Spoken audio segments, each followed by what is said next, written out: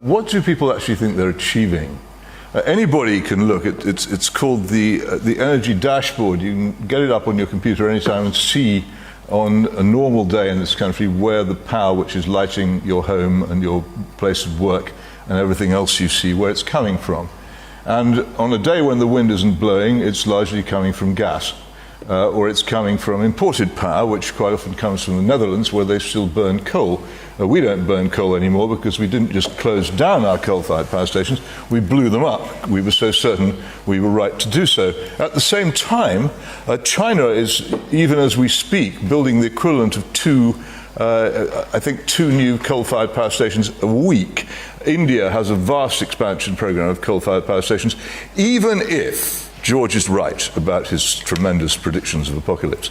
Even if he's right, the contribution which this country is making by what it's doing to these outcomes is not merely minimal, it's non-existent. Everything that we do is completely blotted out by what much larger countries are doing to maintain their own power. Now, if you want to live in a country with net zero, if you want to live in a country where nobody can afford to heat their house, where people have incredibly expensive and largely non-functioning heat pumps inflicted on them, if you want that kind of thing to happen to you, if you want lots of people to lose their jobs because there's no energy, if you want to be cold all the time, if you want the computers which make life possible in practically every form of life to shut down every so often, then carry on believing that the demand to go for net zero, to keep it in the ground, is intelligent and thoughtful.